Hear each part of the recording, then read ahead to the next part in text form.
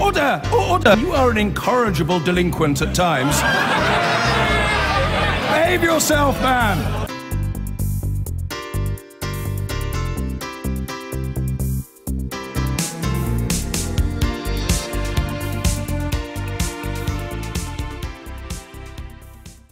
Now, it was one of the most audacious drug smuggling plots of the last decade.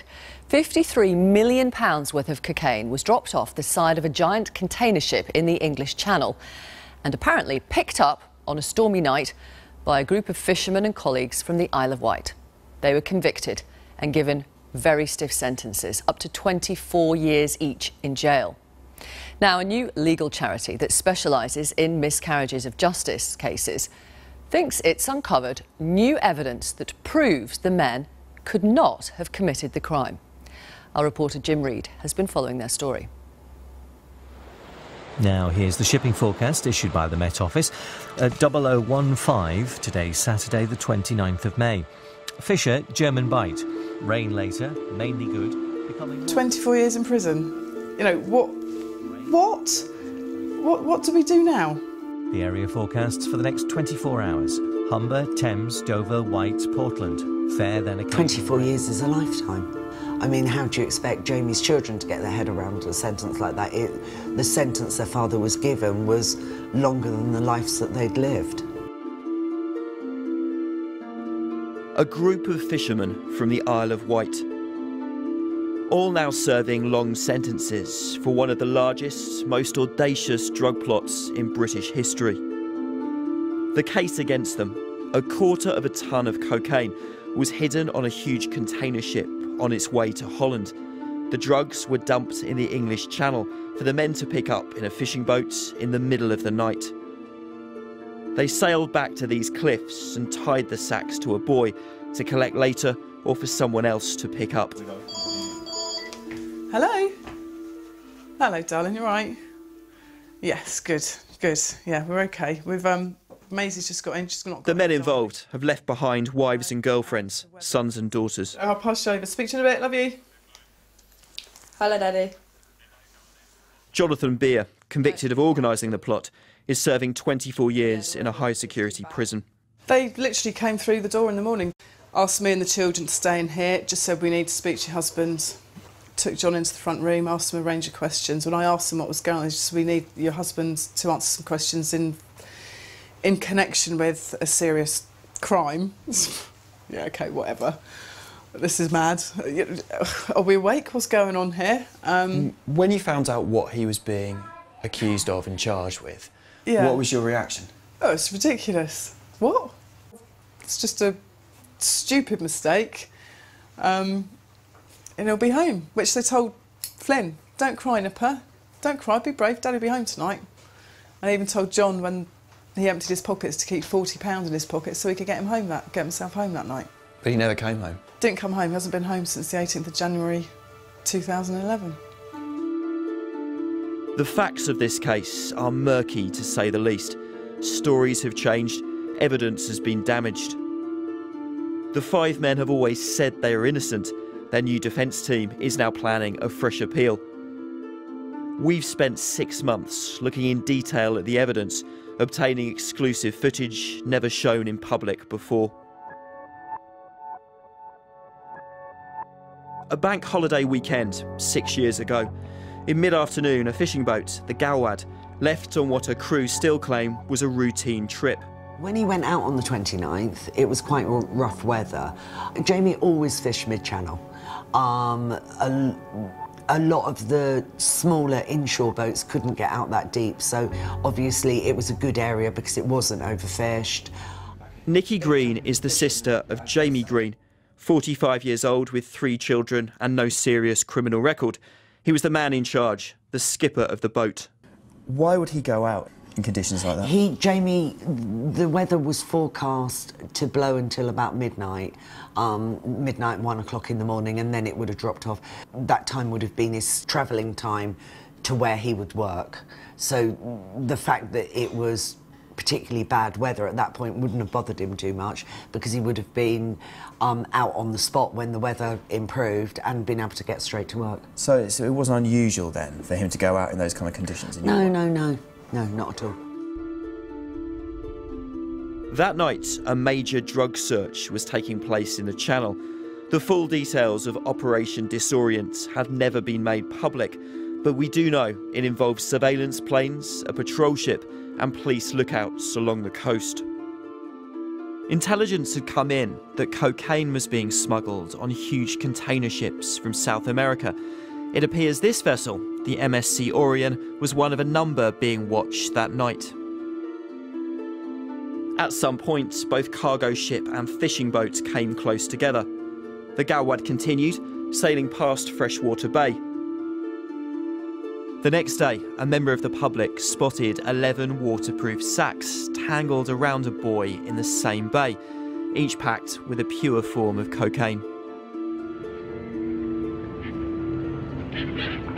Today, the Galwad is rusting away in a boatyard in Cowes. The police said the drugs were picked up by this fishing boat and dropped off in the bay to be collected later. What we're looking for on board today is just anything that might have been missed when the police searched the vessel. For years, the lawyer Emily Bolton had been living in the US, working with inmates on death row. I'm looking at documents, and I'm also taking photographs of what remains of the electrical equipment on board. Now she's set up the first charity of its kind in Britain, specialising in miscarriage of justice investigations. I think the police really thought the drugs were down that hole there. That is what? That is the Vivia tank. If you'd like to just peer over the edge, you'll see that that is full of water, which is used to keep lobsters alive before they make their way to your plate. The fire brigade came in the middle of the night in Yarmouth Harbour, stuck pumps down there, pumped it all out. Someone was brave enough to climb down that ladder and then start looking around for signs of drugs being stored down there, and they found absolutely nothing.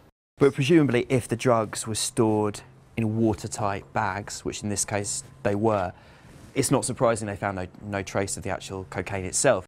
You say that the drugs were packed in watertight bags. Actually, they weren't, because several of the bags, when they opened them, they then ripped open the plastic containers and got into the cocaine. The cocaine was damp. You could expect on any vessel that had carried those bags some leakage, some sort of very, very weak cocaine soup. And that's why they went over the boat with a fine-tooth comb, in this case an itomizer, which is a device that detects traces of drugs. So it's not that they were just looking for a big pile of cocaine, they were looking for a trace. And so they used the itomizer to see if they could find that cocaine soup, and they didn't find any. At the time the Galwad was in the Channel, a series of calls were made to the satellite phone on the boat. The prosecution said these were evidence that someone on shore was coordinating the drugs drop. The defence said the timing was a coincidence and someone was checking on the health of one of the fishermen, a migrant from Eastern Europe. 38-year-old Daniel Payne was one of the men on board the fishing boat that night. He's now serving 18 years at HMP Coldingley in Surrey. It's just not in his nature to do that sort of thing. He has no need to do that sort of thing. He was happy with his partner, he was happy doing his fishing, he had a job in the building industry and so on. And when that sort of tailed off a bit, he went odd jobs with the skipper of the boat. And that's what it was. That day was just one-off fishing trip, just to get some money. And when you think the last time that he was in this position coming back through there would have been that night, I guess? Yeah, the last time he came in, and yeah. Daniel's family say he was visited by officers from the Serious Organised Crime Agency and offered a deal to stay out of prison. 2 officers came into the remand prison where he was and basically offered him immunity if he implicated the skipper of the boat in this case, if you like. And of course, Daniel couldn't do that because there was nothing to implicate him with. So he couldn't take up the offer? No, he couldn't take up the offer because there's nothing to give. I wanted to tell you where I'd got to with the CCRC summary, which is because... Emily Bolton, meanwhile, has been trying to unpick the case against the men. So that's kind of how that works. At her charity's office in London, she has new evidence, which, she says, is their best hope of getting an appeal. Well, this chart would have been really important to the jury in reaching a conviction, because what it purports to show here is the fishing vessel coming across the track of the container vessel as it moved up the English Channel. And that, the police insisted, showed that it was possible for drugs to have been transferred from the container vessel onto the fishing vessel. The case against the fishing boat was based in large part on this navigational data. The container ship, the Oriane, was travelling from Brazil to the Netherlands. As she arrived in the English Channel, the fishing boat was just setting off from its home port of Yarmouth. It made its way round the Needles, heading south. We've plotted the exact course of both ships using navigational data from their onboard computers. By midnight, the fishing boat was in deep water in the middle of the channel. At the same time, the container ship, the Oriane, was moving at 19 knots towards the European mainland. Then, the key moment in the prosecution's case. The Oriane moves east and the fishing boat, the Gauwad, south across her wake. There would have been a short window to hurl 11 sacks of cocaine off the side of the container ship and lift them on board the fishing boat. They took photographs of the OLEX screen. They took screen. Emily has now commissioned an expert review. She says it shows the prosecution got it wrong, leaving out key plot points and using damaged data.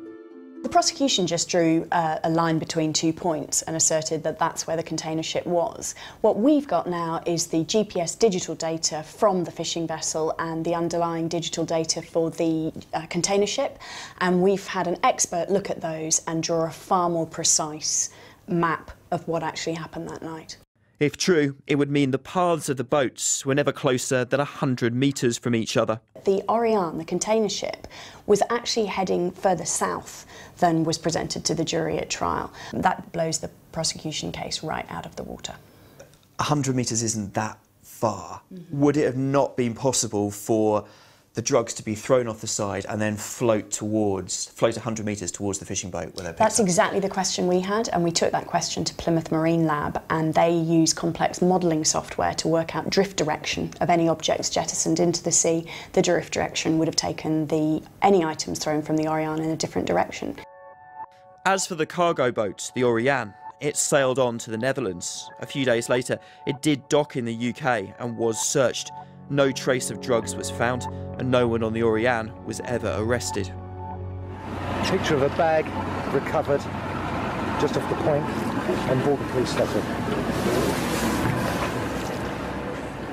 The fishing boat, meanwhile, took 18 hours to sail back to the Isle of Wight. It was never stopped or boarded. It skirted round the south of the island, fishing near Freshwater Bay. The area along the coast where he came back into would have been very slightly off of his normal route, not unusual. As I understand it, I think they decided to do some mackerel fishing on the way in. By the time the Gauwad returned to its home port, it was being watched. This surveillance footage shows it sailing into the harbour, and this, taken by officers on the ground, shows the men coming ashore. The skipper, Jamie Green, drives off in the white van. The men went their separate ways, but returned to Yarmouth that evening. It was at this point 3 were arrested, all for conspiracy to import cocaine. I was working in the restaurant here where we are now. Somebody told me there was a bit of a kerfuffle on the quay involving Jamie, and then somebody came in and told me that he'd been arrested and taken to the mainland later that evening. What was your reaction? That it was a mistake, and the police would realise they'd made a mistake and everything would be okay. The next morning, a member of the public spotted 11 sports bags tangled round a buoy in Freshwater Bay. He called the police. This is number 2, and written on the bottom of the bag are the words Montana Wind. Each sack was marked, each was packed with high-purity cocaine. It's here we get to a key piece of evidence against the 5 men, crucial to the convictions. It's the only piece of direct evidence against the men, but the problem with it is it keeps changing. As the fishing boat, the Galwad, was sailing back along the bay, 2 Hampshire police officers were stationed on these cliffs, keeping lookout as part of Operation Disorient. In the original police log, they recorded someone throwing 6 or 7 items overboard at intervals from the boat. The fishermen say they may have chucked away bags full of old bait around this time. The next day, after the drugs were found, those lookouts changed the official log, as they are allowed to do. In the new version, there were 10 to 12 items the size of a holdall, tied together in a line, followed by a red floating buoy. But isn't it the case that if you're witnessing something like this, people might not get the details right every single time? Well, these are officers who are trained to get the details right every single time. And also, we're not talking about small details. We're talking about big changes, about the descriptions of what they saw and also where they saw it from. If you look at the surveillance footage, the aerial surveillance, where they had a plane up here looking down on the drugs, the first thing you'll see is that there is a long, sinuous, windy white rope floating on the surface of the sea here, and you can see the sea is a kind of dark grey colour, and that rope really stands out. If these 2 Hampshire officers were up here on this cliff looking out there, the first thing they would have described was the rope, and they don't mention it. So, what possible reason, if any, could the lookouts have to change what they saw? The new defence team can only speculate. One claim: the men were in custody at that point and more time was needed to question them. They needed something to hold them while they continued with their investigation, because up until that point they'd found no evidence. And what happened after this embellishment was made was they continued to find no evidence, and that left them in a pickle. But I think that the reason they embellished that evidence was to extend the custody time limits and continue their investigation. The 2 police lookouts later gave different details of what happened that day, but both were adamant they had seen 10 to 12 sacks thrown off the fishing boat along with a buoy. They said that after they'd called in that first log entry, they'd seen extra bags thrown off the boat, so the second version was the full picture. The independent police watchdog looked into the case, and though it found inconsistencies in their evidence, they were not enough to show they'd fabricated those accounts. Complaints against them were dismissed. Hampshire Police also say they have no ongoing complaints related to this investigation.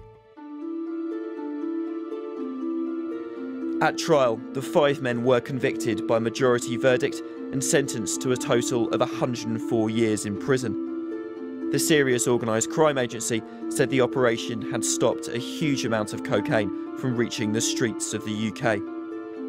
But some people are just going to think it's too much of a coincidence that this fishing boat was in the wrong place at the wrong time, twice over. Your question assumes 2 things, one of which is that there were drugs on the Ariane. That has never been proven. It appears to us that Operation Disorient really needed to get a result, and they started focusing on the fishing boat, and from then on interpreted all the evidence that came before them as pointing to guilt. And meanwhile they ignored or didn't even seek other evidence that points in the opposite direction. The new evidence shown in this film has been passed to the Criminal Cases Review Commission, who will now decide if the 5 men can launch a fresh appeal. The National Crime Agency says it cannot comment while that investigation is ongoing. Jim Reid reporting. Well, let's speak now to Maisie Green, whose father, Jamie Green, was convicted of conspiracy to import cocaine and sentenced to 24 years in jail. Jamie Green owned and skippered the boat. And also to Emily Bolton, who you saw in the film and who's taken on the case and runs the Centre for Criminal Appeals. Good morning, both of you. Thank you for coming on the programme. Emily Bolton, why is it that you're convinced that the prosecution got the plot points of both the fishing boat and the container ship wrong? They got the plot points of the container ship wrong simply by misinterpreting a piece of data and also by missing out a point. It's a join the dots exercise. They missed a dot. So really simple. So yes, really simple. Very basic. And they got that wrong, you say? They got that wrong, and they didn't disclose the information that would have enabled the defence at trial to work out that it was wrong. OK. And the GPS data that you have, that you say shows the correct route of the fishing boat in particular, why is that 100% accurate? The reason that's accurate is that it's a very sophisticated device used for fishermen to be able to do their work, go about their business in the sea, know where they are, and also come back to their pots and retrieve them. And so it's a very accurate piece of kit, state of the art, and exactly what's needed for lobster fishing, which is how Jamie Green has made his living. Right. The two Hampshire police officers that saw someone on a boat throwing stuff off, maybe 6 or 7 items, we now know there were 11 bags of cocaine at that freshwater bay area. Does that really matter whether they saw 6 or 7 or whether it was 12? I think it's more what matters there is the detail that they missed. They're not describing the drugs as they were found, and they changed their descriptions to make them match what was actually found. But it doesn't mean, does it, that the 5 men could have been the ones throwing stuff off the side of a boat, which could have been cocaine? It does, because if you combine that evidence with the evidence from the mid-channel, we now know that the 2 boats didn't intersect, and that means that they simply could not have picked up the bags at the time that the police theorised they were dropped. And this is not evidence that the jury were able to hear at trial, and it's not evidence that has been heard by the Court of Appeal. And we just want our chance to get this evidence in front of the court as a matter of urgency. Are there any other possible explanations for how, if the 2 boats, the paths didn't cross, that cocaine could have ended up on the 5 men's fishing boat? Well, we checked the issue of drift, and in Jim's piece you see a little bit of information about that. We checked whether the bags could have actually drifted in that direction with the Plymouth Marine Laboratory, who have modelling software that enables you to look into these things, and that also doesn't work. The bags would have drifted away from the fishing boat, not towards it. And there's no way that your GPS digital tracking could have missed a boat going towards the bags of cocaine to pick them up? The GPS digital tracking that we have is for our boat. It shows exactly where our boat was. It was not in the place it would need to be to pick up any drugs dropped off the back of the Oriane. OK. Where is this case up to in terms of you wanting a Court of Appeal hearing? This case is an emergency. These 5 men have been in prison since 2010, and it's in front of the Criminal Cases Review Commission, the body set up to investigate suspected miscarriages of justice. But that body is so chronically underfunded that the case has been waiting in a queue there for 18 months. So that's like, we see our charity, the Centre for Criminal Appeals, as being like the ambulance. We go out, we pick up the casualties of justice, and we rush them to hospital. But when they get to hospital, when they get to the Court of Appeal or the Commission that can actually do something about their condition, they're told to wait in a queue. It's like these cases, these casualties of justice are bleeding out in a stretcher in a queue, waiting for the urgent treatment they need, and that can't persist. And if Theresa May is serious about investigating issues with police accountability and with our criminal justice system, we need to see more funding for the institutions that run our appeals process. That's the Commission and the Court of Appeal. Sydney on Facebook, and this is one that is representative of a number of comments, saying the evidence seems, it's just such a coincidence. You know, how are you so clear that these men are innocent? I think once you look at the evidence in detail and the fresh evidence that no court has looked at before, and that's more complex, no jury has ever heard, I think Sydney would have his questions answered. It's almost too much detail to go into here, but the fresh evidence makes it absolutely clear that they could not have picked up those drugs at sea. Maisie, your father was convicted of conspiracy to import cocaine, sentenced to 24 years in jail. It's your dad who owned and skippered the boat. Why do you think your dad is innocent? It's that my dad has been a fisherman all his life. It's what he's done, it's what he's always wanted to do. He's never done anything differently. So that's all he's done, and why would he do something like this? Why would it happen now? Why 47 years down the line? Why all of a sudden? It's just crazy. It's ridiculous, but because it's a chance to earn a lot of money potentially if you don't get caught. No. My dad's a simple fisherman from the island. We are a close family. We've worked hard together. My grandparents have a seafood restaurant. That is our family life, and it's just ridiculous to assume that my dad would do something like this. He's got 3 kids, me being one of them. His wife was terminally ill. Why would he do something like this and cause the devastation and impact that it's caused to our family? You went to visit him last Saturday in jail. I and did, you go, yes. Between the three of you, you go once a week, I think. What do you say your father's state of mind is at the moment? He's very frustrated. Obviously, the last year has been a lot worse than previous years with the passing of my mother at the end of last year. He's had, as you can imagine, for anyone to be put in prison, let alone to be put there when he hasn't done anything wrong, for the ongoing suffering of my mum. Obviously now she's passed away. It's bad enough for us, so I can't imagine what it's like for him in there. I mean, me and my sister have seen a downward spiral in him in the last 6 months since my mum's passed. The last couple of times we visit him, we think that he's, you know, in a more mindful sense with the passing and slowly getting over that with my mum. Obviously it's difficult, but I'm not in that position. It's difficult enough for us, so I can't imagine what it's like for him. I'm just going to pause for a moment. I'm coming back to you in just a second. I just want to bring our audience this news. It's just in from Lincolnshire Police. They say that 3 people have been killed in a shooting in Spalding. The police statement is as follows. We can confirm that there has been a firearms incident on Pinchbeck Road in Spalding in Lincolnshire in the vicinity of the Castle swimming pool, in which 3 people have been fatally wounded, including the suspected offender. There's an ongoing police investigation and operation. At this stage, we're not looking for anyone else in connection with this. There's no indication that this is a terrorist-related incident. No shots have been fired by the police.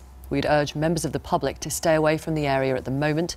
Any witnesses to the incident who haven't already spoken with officers at the scene are asked to call 101, quoting incident number 92 of the 19th of July.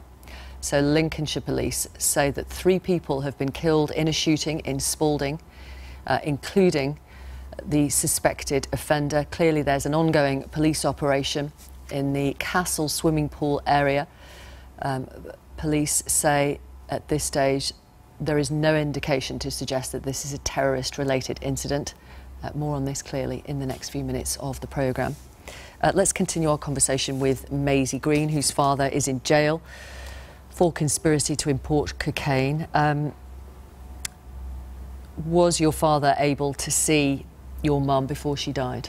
He was. He attended the hospice, which was on the Isle of Wight, a few weeks before my mum passed away.